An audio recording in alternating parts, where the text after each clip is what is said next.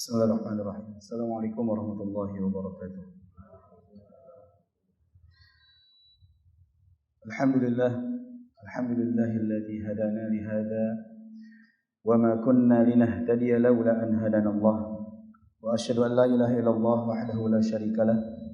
Wa asyhadu anna Muhammadan abduhu wa rasuluh alladzi la nabiyya wa la rasula ba'dah. Jamaah rahimani wa rahimakumullah. Kita lanjutkan pembacaan kitab tafsir Juz Amma yang mana kita sedang membahas ayat yang ke-6 dan ke-7, 5, 6 dan 7 dari surah Al-Fatihah. Pada kesempatan sebelumnya kita sudah membacakan tafsir atau penjelasan dari surah Al-Fatihah ayat yang ke-5. Allah berfirman, ihdinas siratal mustaqim. Ya Allah, tunjukilah kami jalan yang lurus. Kalimat aslinya adalah ihdina ila siratil mustaqim. Ihdina ila as-siratil mustaqim. Itu lafaz yang seharusnya ketika bentuk kalimat dasar, bentuk kalimat asli dalam bahasa Arab. Tapi lafaz ila ini dihapus. Lafaz ila ini dihapus, yang mana di sini menunjukkan bahwasanya ketika lafaz ila ini dihapus menunjukkan bahwasanya Allah Subhanahu wa taala menekankan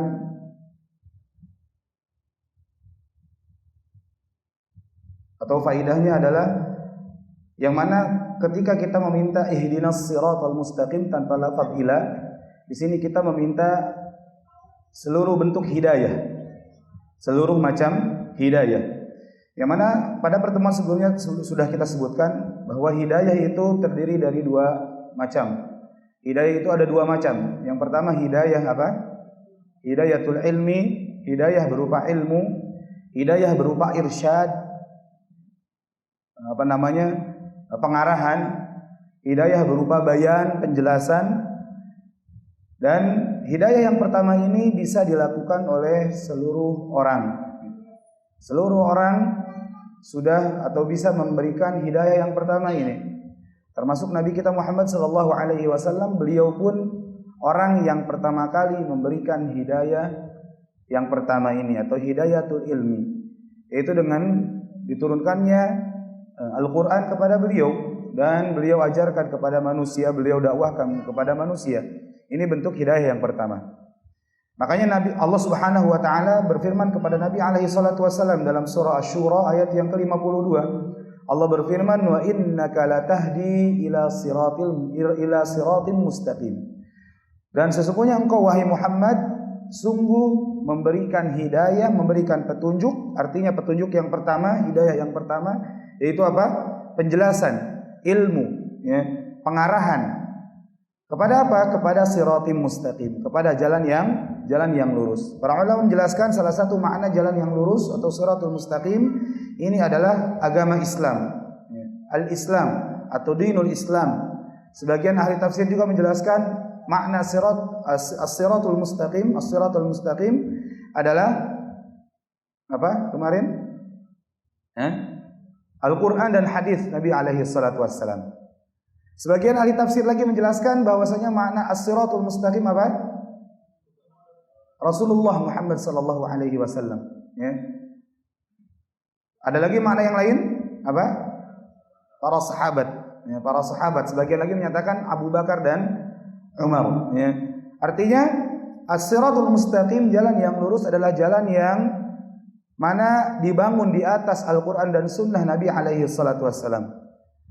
Yang namanya jalan yang lurus adalah jalan yang dilalui atau yang dibangun di atas ajaran Nabi alaihi salatu wasallam, yaitu berdasarkan Al-Qur'an dan sunnah Nabi alaihi salatu wasallam yang tidak lain adalah agama Islam, ya.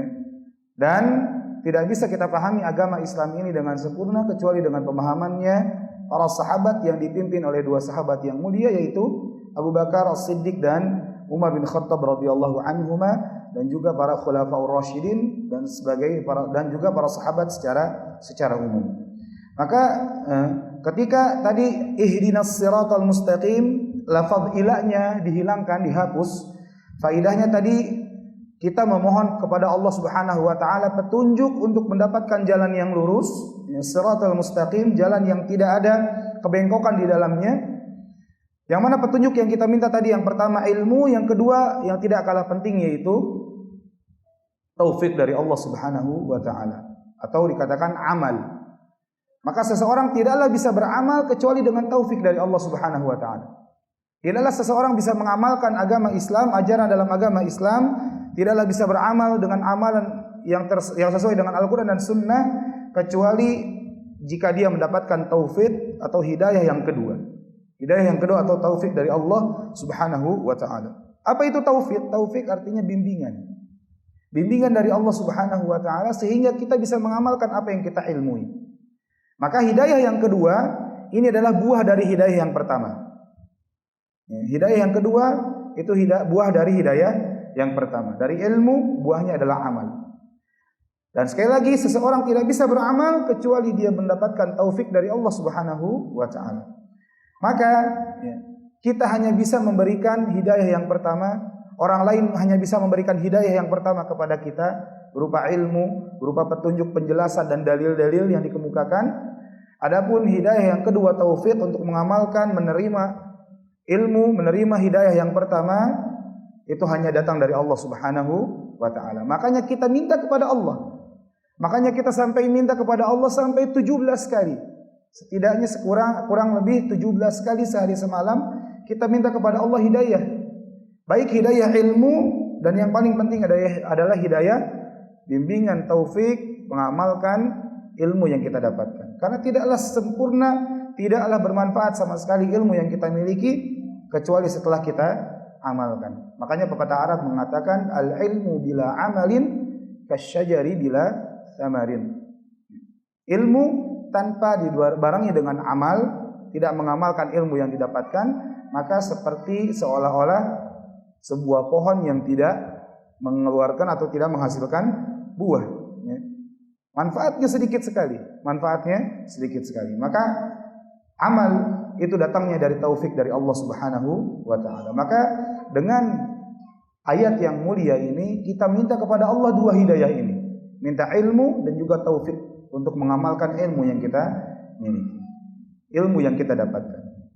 Ilmu terkait dengan siratal mustaqim dan juga taufik, bimbingan dari Allah Subhanahu wa taala untuk mengamalkan dan mengikuti jalan yang lurus tadi. Apa itu siratul mustaqim? As-siratul mustaqim. As-siratul mustaqim dijelaskan dalam ayat yang selanjutnya.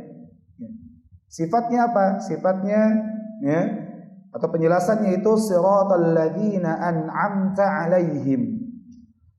Jalan yang lurus adalah jalan yang ditempuh oleh orang-orang yang Engkau telah berikan nikmat, wahai Allah. Yang mana siapa itu orang yang mendapatkan nikmat itu? Siapa yang telah mendapatkan nikmat dari Allah Subhanahu wa taala sehingga disebut sebagai jalan yang harus kita tempuh, sehingga disebut sebagai jalan yang kita selalu minta kepada Allah sebanyak 17 kali dalam sehari semalam. Kalau misalkan kita hanya salat wajib saja, apalagi dengan salat sunnah, apalagi misalkan ditambah dengan salat malam, banyak sekali kita minta kepada Allah Subhanahu wa taala. Banyak kali kita minta kepada Allah jalan yang lurus ini.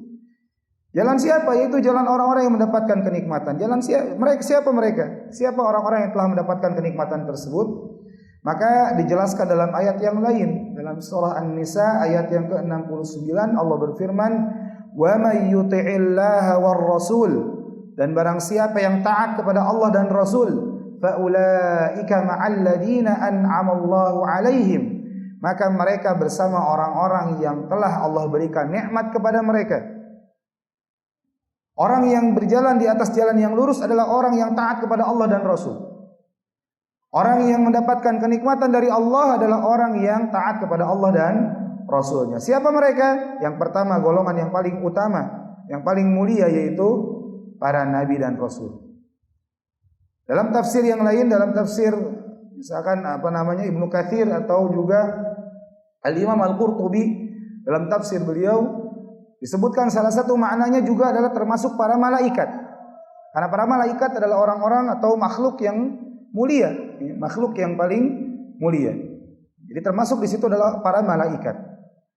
Juga ya tadi dari kalangan manusia yang paling mulia yaitu para nabi. Dan di antara manusia yang paling mulia tadi di antara para nabi, yang mana mereka adalah manusia yang paling mulia, yang paling mulia di antara mereka adalah siapa? Muhammad sallallahu alaihi wasallam. Makanya Ibnu Mas'ud radhiyallahu taala an berkata dalam sebuah riwayat yang sahih, ya, beliau berkata, "Nadharallahu ila qulubil ibad." Allah Subhanahu wa taala melihat pada hati-hati hamba-hamba yang Allah ciptakan. Fawajada qalba Muhammadin khairu qulubil ibad. Maka didapati hatinya Nabi Muhammad sallallahu alaihi wasallam adalah hati yang paling baik yang dimiliki oleh di antara para hamba-hamba yang lain. Hati yang paling baik dari hati-hati para hamba-hamba yang lain. Makanya Nabi alaihi salatu wasallam dipilih menjadi nabi yang terakhir, rasul kita. Dan ini juga yang menyebabkan atau yang menjadi sebab bahwasanya Nabi alaihi salatu wasallam adalah manusia yang paling mulia. Kemudian setelah Nabi alaihi salatu wasallam, jadi kalau para nabi kita sebutkan mereka adalah manusia yang paling mulia.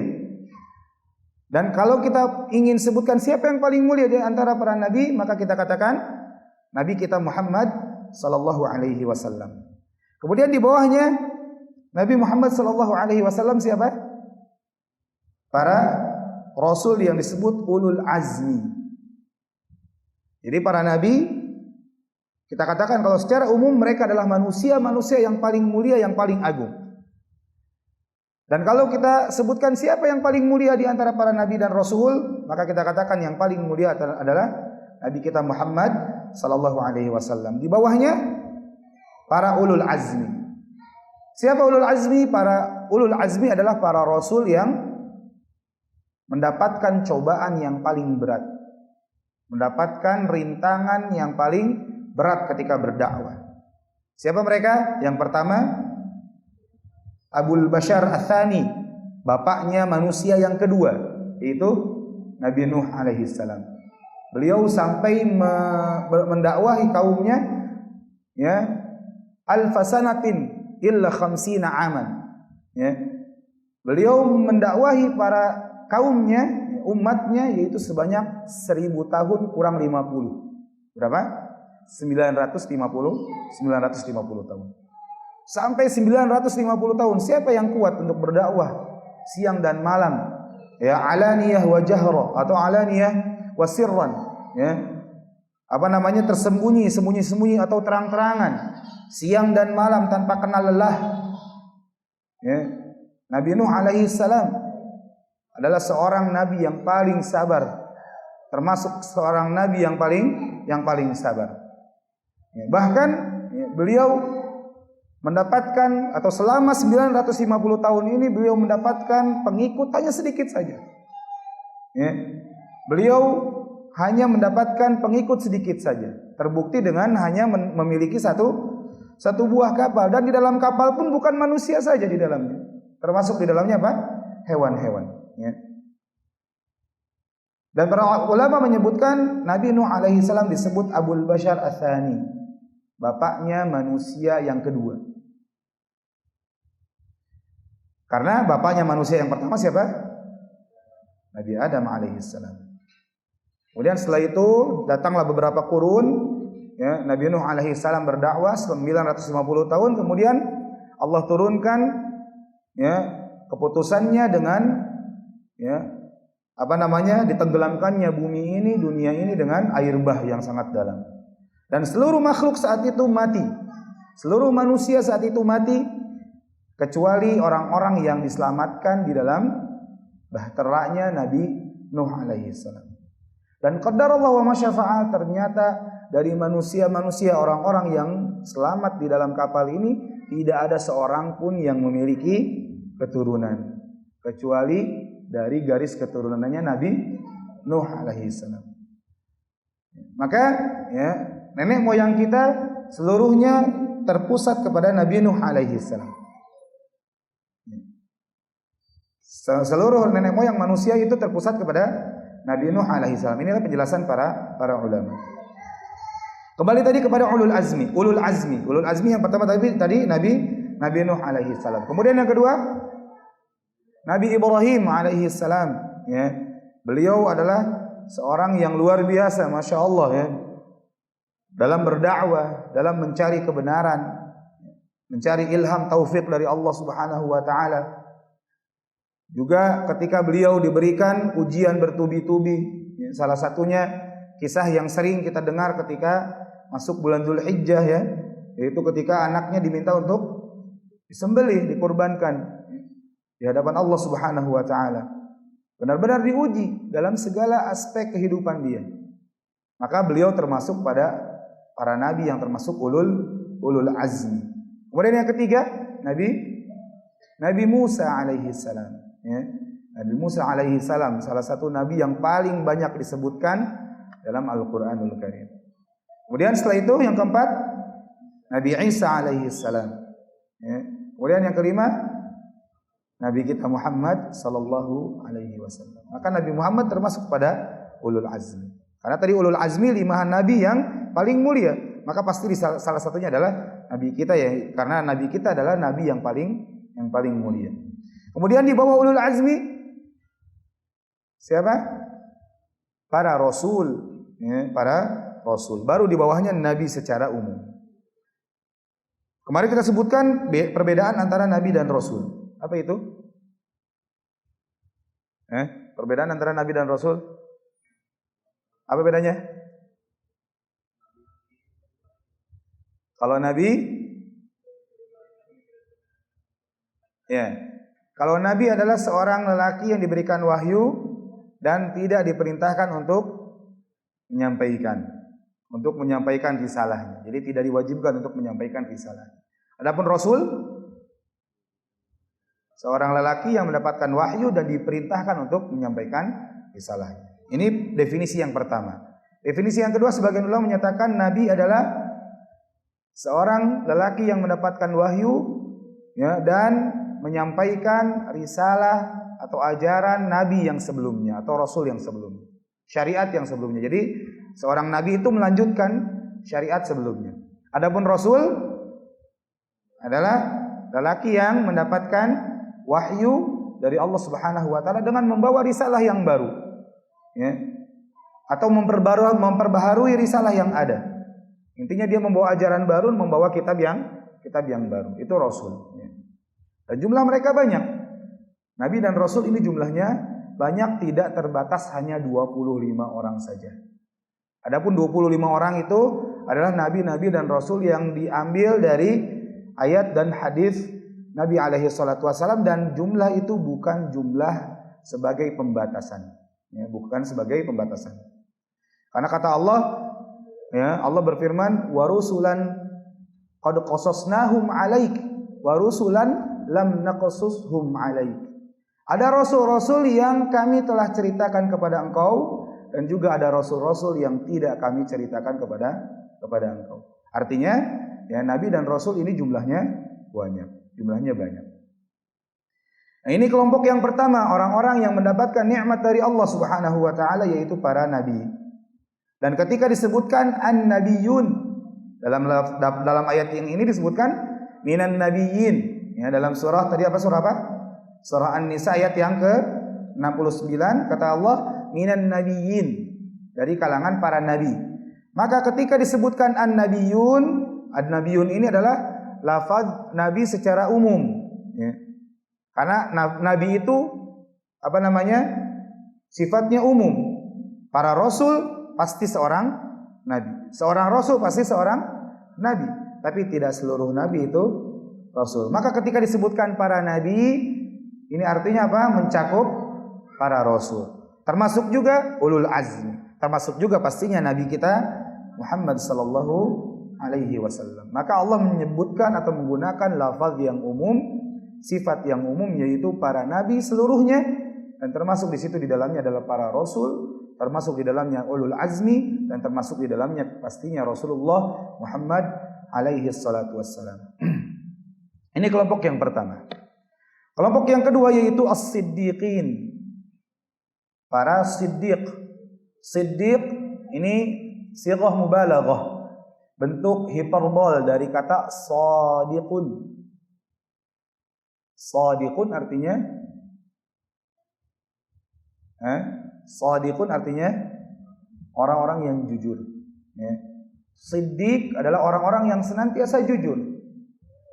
Di antara maknanya juga siddiq adalah orang-orang yang senantiasa membenarkan. Membenarkan kabar dari nabi mereka, siapapun nabinya. Karena siddiqin ini bukan hanya dari zaman kita saja, bukan dari umatnya Nabi Muhammad saja, tapi seluruh sahabat-sahabat yang dimiliki oleh para nabi dan rasul, mereka adalah siddiqin. Akan tetapi yang kita ketahui hanya dua golongan saja, yaitu para sahabatnya Nabi Isa alaihi salam dan juga sahabatnya Nabi Muhammad sallallahu alaihi wasallam. Para sahabat dari kalangan sahabat atau pengikutnya Nabi Isa disebut apa? Hawari. Hawari, dan ini disebutkan dalam surat As-Saff, Ya ayyuhalladzina amanu kunu ansarallah kama qala Isa bin Maryam lil hawariyyin man ansari ila Allah, dalam surah As-Saff ayat yang terakhir. Wahai orang yang beriman, jadilah kalian penolong-penolong Allah. Seperti Nabi Isa berkata kepada hawari mereka, atau kepada hawarinya Nabi Isa, hawarinya beliau siapa? Yaitu hawariyun. Man ansari ilallah, siapa yang akan menolongku, menjadi penolongku di hadapan Allah. Qala al-hawariyuna nahnu ansarullah, dan orang-orang hawariyun berkata, kamilah para penolong Allah. Artinya bukan Allah butuh pertolongan, bukan, tapi maksudnya di situ kita berusaha untuk membantu agama Allah Subhanahu wa taala, membantu ditegakkannya kalimat la ilaha illallah. Maka sekali lagi, para pengikut Nabi Isa disebut hawariyun. Hawariyun ini jamak, banyak. Kalau satu orang disebut hawari. Hawari satu orang, hawariyun bentuk plural atau banyak, jamak. Dan mereka adalah siddiqun. Kata Syekh Utsaimin, mereka adalah siddiqun. Mereka adalah orang-orang yang siddiq, termasuk as-siddiq. Adapun siddiqun dari kalangan umat Nabi alaihi salatu wassalam, siapa mereka? Para sahabat ridwanullah alaihim ajma'in. Mereka adalah siddiqun. Mereka adalah orang-orang yang senantiasa membenarkan ajaran Nabi alaihi salatu wassalam. Mereka adalah orang-orang yang senantiasa berkata ketika mendapatkan perintah atau larangan, mereka berkata sami'na wa ata'na, kami dengar dan kami taat. Mereka adalah orang-orang yang disebut siddiqun. Nah, tadi siddiqun dari kalangan hawari dan siddiqun dari kalangan sahabat. Siapa yang paling mulia di antara para siddiqun ini? Yang paling mulia baik dari kalangan sahabat Nabi dan juga dari kalangan hawariyun dan sahabat-sahabat Nabi-Nabi yang lain adalah Abu Bakar As-Siddiq radhiyallahu anhu. Makanya tadi Ibnu Mas'ud dalam riwayat yang sahih tadi, seingat saya riwayat Imam Muslim, Ibnu Mas'ud berkata, dan Allah Subhanahu wa taala melihat hati-hati manusia, hati-hati dari hamba-hamba Allah Subhanahu wa taala selain Nabi Muhammad sallallahu alaihi wasallam. Fawajada quluba ashabin Nabi sallallahu alaihi wasallam khaira qulubil ibad. Dan Allah mendapati bahwasanya hati-hati para sahabat Nabi, mereka adalah hati-hati yang paling baik di antara hamba-hamba yang lain. Makanya Allah pilih para sahabat Nabi menjadi sahabatnya Nabi alaihi salatu wassalam. Makanya Allah pilih para sahabat Nabi ridwanullah alaihim ajma'in menjadi para pembela Nabi alaihi salatu wassalam sejak beliau diutus menjadi Nabi dan Rasul sampai beliau wafat, sampai beliau sudah meninggal dunia. Para sahabat terus menjadi para pembela Nabi alaihi salatu wassalam dan juga para pembela ajarannya Nabi alaihi salatu wassalam. Maka jangan sampai kita berharap, wah kalau misalkan seandainya saya hidup di zamannya Nabi. Bisa jadi dengan keadaan hati kita yang sekarang ini, ya, bisa jadi ketika kita jadi atau menjadi orang yang hidup di zamannya Nabi, naudzubillah min dzalik, termasuk golongan orang-orang yang malahan berseberangan dengan Nabi alaihi salatu wassalam. Nabi dan para sahabat di satu lembah, malah kita naudzubillah berada di lembah yang lain. Kalau kita berkaca dengan hati kita yang sekarang. Makanya senantiasalah kita memohon kepada Allah Subhanahu wa taala, ihdinas siratal mustaqim. Selalu minta kepada Allah hidayah, ditunjuki jalan yang lurus. Jangan terlalu banyak berandai-andai. Ya. Belum tentu kita jadi Abu Bakar As-Siddiqnya zaman Nabi alaihi salatu wassalam. Bisa jadi kita malah naudzubillah sebagai Abu Jahalnya, Abu Lahabnya, ya. Dan orang-orang yang menentang dakwah Nabi alaihi salatu wassalam, naudzubillah. Ya. Karena bandingkan atau lihat keadaan kita sekarang. Sejauh mana kita membela agama Allah Subhanahu wa taala? Sejauh mana kita membela dakwah Nabi alaihi salatu wassalam? Sejauh mana kita berusaha menerapkan sunnah-sunnah atau petunjuk-petunjuk Nabi alaihi salatu wassalam dalam setiap sisi kehidupan kita? Kita mau menerapkan, ya, celana di atas mata kaki karena sesuai dengan hadis dari Bukhari dan Muslim, kita malu-malu. Mau memanjangkan jenggot, takut disebut, ya, seperti kurban yang kemarin disembelih dan sebagainya. Ya. Banyak takutnya, banyak malunya, dan banyak tidak enaknya. Padahal penyakit tidak enak itu adalah penyakit yang berbahaya, jamaah rahimani wa rahimakumullah. Penyakit tidak enak adalah penyakit yang berbahaya. Contohnya lihat Abu Thalib. Ya. Betapa besar perjuangan beliau membela Nabi alaihi salatu wassalam. Bahkan manusia yang paling dicintai oleh Nabi, salah satunya adalah Abu Thalib. Ya. Abu Thalib adalah orang yang paling membela Nabi. Bahkan beliau rela diboikot, diembargo ekonominya selama 3 tahun berturut-turut. Sampai-sampai mereka makan daun-daunan yang tumbuh liar di bebatuan. Saking tidak ada makanan. Karena kaum Quraisy mengembargo kampungnya Abu Thalib. Jadi satu kampungnya Abu Thalib, ya, semuanya diembargo, diboikot, tidak boleh masuk makanan, tidak boleh keluar makanan. Tidak boleh ada orang masuk ke dalam dan tidak boleh ada orang keluar dari kampung tersebut. Selama 3 tahun berturut-turut. Abu Thalib sangat besar perjuangannya, sangat besar pembelaannya kepada Nabi alaihi salatu wassalam. Tapi sampai akhir hayat beliau tetap mati di atas kemusyrikan. Gara-gara apa? Gara-gara tidak enak. Tidak enak kalau masuk Islam. Padahal beliau sangat-sangat yakin akan jujurnya perkataan Nabi alaihi salatu wassalam. Beliau sangat-sangat yakin kebenaran yang dibawa oleh Nabi alaihi salatu wassalam. Tapi tidak enak untuk masuk Islam. Karena beliau adalah pemuka kaum Quraisy. Ya. Pembesar orang yang mengikuti ajarannya Abdul Muttalib. Tidak enak kalau masuk Islam. Tidak enak kalau bersama dengan mantan-mantan hamba sahaya. Ya. Makanya sampai akhir hayat Nabi alaihi salatu wassalam mendatangi tempatnya atau kediamannya Abu Thalib untuk mendakwahi. Karena Nabi alaihi salatu wassalam sangat-sangat mengharapkan Abu Thalib bisa masuk Islam. Bahkan di akhir hayatnya. Ya.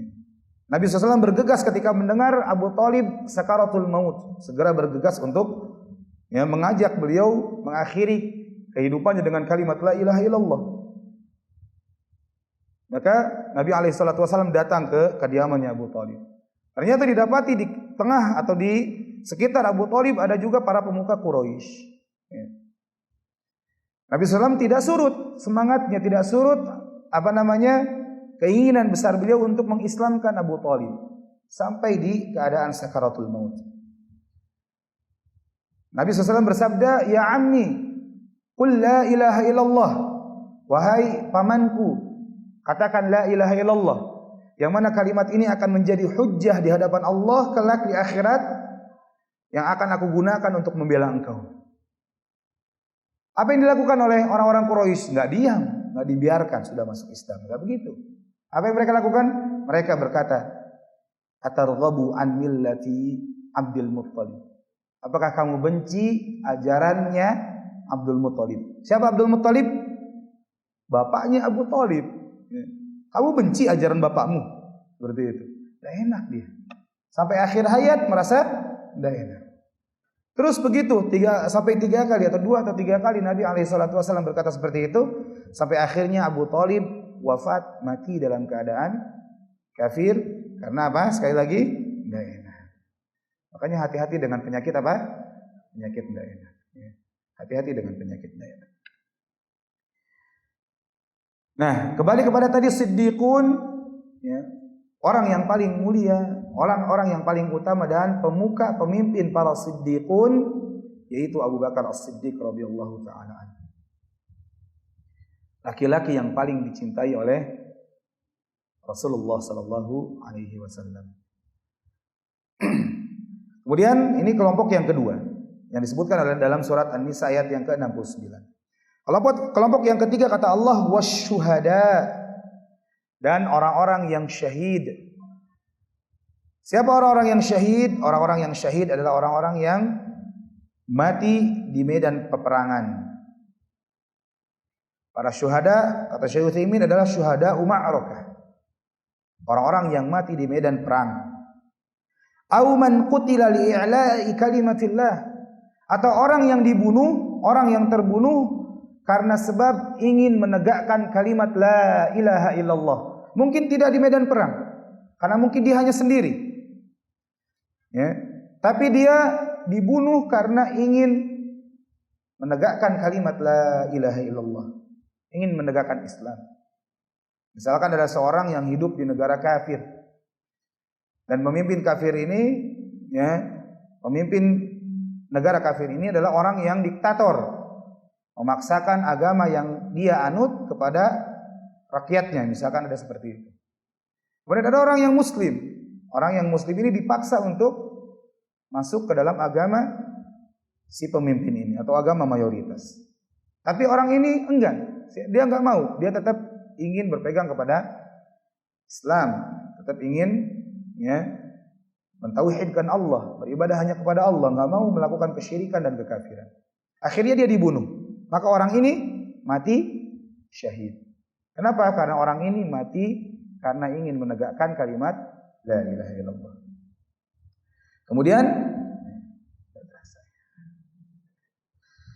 Kemudian kelompok yang selanjutnya, atau termasuk juga kata Syekh Utsaimin wal ulama, termasuk para syuhada adalah para ulama. Ulama di sini adalah ulama rabbani, ya. Ulama yang mengajarkan, ya, kepada kemurnian akidah, kemurnian agama Islam ini. Kemudian selanjutnya was-shalihin. Kelompok yang terakhir yaitu orang-orang yang salih. Orang-orang yang salih, orang-orang yang senantiasa melakukan amal kebaikan. Kata Allah wa hasuna ulaika rafiqa, dan sebaik-baik mereka adalah orang-orang yang menjadi teman dekat. Maka orang-orang itulah orang-orang yang kita mintai petunjuk, ya, atau mintai jalan yang mereka tempuh. Telah mereka tempuh, jalan yang mereka tempuh itulah yang kita minta kepada Allah Subhanahu wa taala. Ghairil maghdubi alaihim waladdallin. Bukan jalannya orang-orang yang dimurkai, dan bukan pula orang-orang yang sesat. Siapa orang-orang yang dimurkai? Kata Syekh Utsaimin, mereka adalah al-yahud. Orang-orang Yahudi atau orang-orang yang mengetahui kebenaran tapi tidak mau mengamalkan kebenaran, tidak mau mengikuti kebenaran. Tahu dalil tapi enggak mau mengamalkan dalilnya. Tahu ilmunya tapi enggak mau beramal dengan ilmunya. Itulah orang-orang yang, ya, maghdub alaihim, orang-orang yang dimurkai oleh Allah Subhanahu wa taala, dan pemimpin mereka, gegedug mereka, tahu gegedug, ya? Gegedug itu dedengkotnya adalah orang-orang Yahudi. Karena mereka adalah orang-orang yang kenal Nabi alaihi salatu wasallam, tahu ciri-cirinya Nabi, tapi mereka enggak mau mengikuti ajarannya Nabi alaihi salatu wasallam. Maka mereka adalah al-maghdub alaihim. Adapun kelompok yang kedua, kita juga enggak mau jalan orang yang dimurkai, kita juga enggak mau jalan orang yang sesat. Siapa mereka? An-Nasara. Ya. Orang-orang Nasrani sebelum diutusnya Nabi alaihi salatu wasallam, kata Syekh Utsaimin. Ya. Atau juga orang yang mengamalkan sesuatu amalan tanpa mengetahui ilmunya, tanpa ilmu. Mengamalkan sesuatu tanpa ilmu. Ini apa yang dilakukan oleh orang-orang Nasrani sebelum Nabi alaihi salatu wasallam diutus. Adapun setelah Nabi alaihi salatu wasallam diutus, kata Syekh Utsaimin, maka mereka termasuk al-maghdub alaihim. Mereka termasuk orang-orang yang dimurkai oleh Allah. Kenapa? Karena mereka tahu Nabi alaihi salatu wasallam. Karena mereka tahu diutusnya Nabi alaihi salatu wasallam. Maka mereka juga termasuk orang-orang yang enggak mau mengamalkan ilmu, enggak mau beriman kepada Nabi alaihi salatu wasallam setelah jelas petunjuk dari Nabi alaihi salatu wasallam. Terakhir, alaihim. Jadi ghairil maghdubi alaihim, ini ada dua cara baca. Yang pertama ghairil maghdubi alaihim, cara yang kedua ghairil maghdubi alaihum. Ya. Ini dua-duanya bisa, ya. Tapi hendaknya seorang yang mengetahui ilmu qiraah tidak membaca, ya, satu riwayat yang tidak dikenal oleh kaum atau makmum yang ada di belakangnya. Karena kalau misalkan seseorang baca qiraah, baca satu riwayat bacaan Al-Quran dengan satu bacaan yang tidak dikenal oleh umat atau oleh kaum yang ada di belakangnya, makmum yang ada di belakangnya, maka bisa menimbulkan fitnah, bisa menimbulkan kekacauan. Bisa jadi si imam ini disebut, wah imam ini mempermainkan ayat ini. Masa ghairil maghdubi alaihum? Padahal sebetulnya boleh. Ya. Karena kejahilan orang si makmum yang mendengar, dia menyatakan, oh imam ini salah, ini imam ini main-main, ini bercanda, mau usah jadi imam lagi sudah. Padahal si imamnya tahu qiraah, dia tahu qiraah sab'ah atau qiraah asyra bahkan. Ya. Atau juga si makmum tahu, oh emang imam berilmu, gitu. Akhirnya apa? Akhirnya dia mengikuti. Tapi mengikuti dengan cara yang salah. Mengikuti dengan cara yang salah. Maka ini juga bisa menimbulkan mengubah Al-Qur'an, mengubah ayat Al-Qur'an. Ya, maka oleh karena itu Ali bin Abi Thalib berkata, haditsun nasa bima ya'rifun. Ya. Beritahu atau berbicaralah kepada manusia sesuai dengan apa yang mereka ketahui. Ya, atuhibbuna an yukadziballahu wa rasuluh? Apakah kamu ingin, ya, Allah dan Rasul didustakan? Maksudnya ditolak, ya, ditolak. Maka sekali lagi, ya, ilmu qiraah ini hanya dibacakan di hadapan orang-orang yang memang mengetahui ilmu qiraah. Adapun ketika mengimami kaum muslimin secara umum, maka hendaklah membaca ayat yang sesuai dengan apa yang mereka hafalkan. Wallahu taala a'lam bishawab. Selesai sudah pembahasan tafsir surah Al-Fatihah. Maka insyaallah pada pertemuan selanjutnya kita akan masuk juz amma, juz 30, juz yang terakhir dari Al-Qur'anul Karim. Dan insyaallah kita akan mulai dari surat-surat yang belakang. Kita akan mulai dari surat An-Naba, dari surat yang belakang, dan kita akan mulai dari surah Al-Ikhlas. Karena tiga surat ini sangat terkait, Al-Ikhlas, Al-Falaq dan An-Nas. Maka kita akan mulai dari surat Al-Ikhlas, Al-Falaq, kemudian baru surat An-Nas, baru lanjut ke surat-surat yang atasnya. Allahu a'lam bishawab. Jika ada pertanyaan disimpan dulu, nanti kita bahas di pertemuan selanjutnya. Ya, boleh dicatat, antum siapkan pertanyaan-pertanyaan antum. Ya, insyaallah kalau ada waktu kita akan bahas bersama. Hadanallahu wa iyyakum ajma'in. Subhanakallahumma bihamdika asyhadu an la ilaha illa anta astaghfiruka wa atubu ilaik. Wa akhiru da'wana alhamdulillahi rabbil alamin. Assalamualaikum warahmatullahi wabarakatuh.